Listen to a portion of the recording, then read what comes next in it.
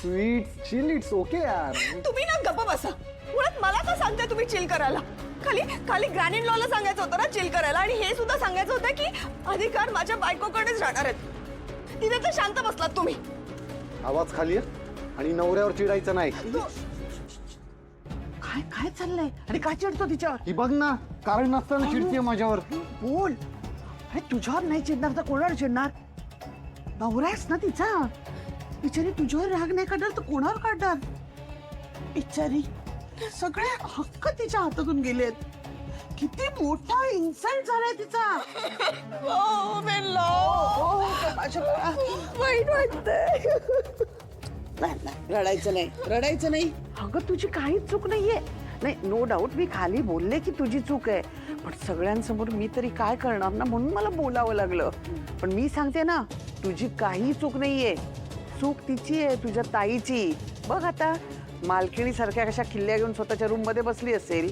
पण यावेळी कसं काय प्लॉट वगैरे रचला तिने मला नाही माहिती. तिला आधीच कळलं असणार की तू तुझ्या आईला काहीतरी ज्वेलरी गिफ्ट करणार आहे, म्हणून बघ आजच बरोबर कशी घरी राहिली. इतकंच नाही, समरला सुद्धा घरी थांबवलं. ताईला कसं कळलं की मी ज्वेलरी देणार आहे मम्माला? मी तर सांगितलंच नाही ना, मी विचारलं पण नाही तिला. अगं आपल्याला कल्पना पण नाहीये इतके या घरात हेर आहेत तिचे. स्पाय का? Yes yes spy. बघ ना सगळ्या बातम्या कशा बरोबर तिला मिळतात. ती ना आपल्या समोर असं दाखवते की जसं काही तिला माहितीच नाहीये. आता हेच बघ ना, तिला आधीच माहिती होतं तर तिने तुला सांगायला हवं होतं ना की असा आईला दागिना देऊ नको. पण नाही, ती काहीच बोलली नाही तुला, कारण तिला तुला सगळ्यांसमोर तोंडावर पाडायचं होतं. बघ ना, तिच्यामुळे आई तुझ्यावर भडकल्या आणि किल्ल्या तिला काढून दिल्या.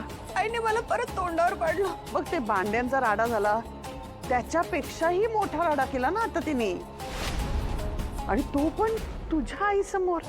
तिला हेच दाखवून द्यायचं असणार की तू कशी घराच्या विरुद्ध विचार करतेस आणि ती कशी सगळ्या घराचा विचार करते. आदर्श सून.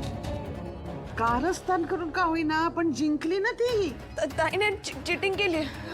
चिटिंग करून खेळली ना ती. म्हणजे आता मी नाही सोडणार तिला. मला ना तू खूप राग आलाय तिचा. नाही सोडणार अजिबात. नकोच सोडू.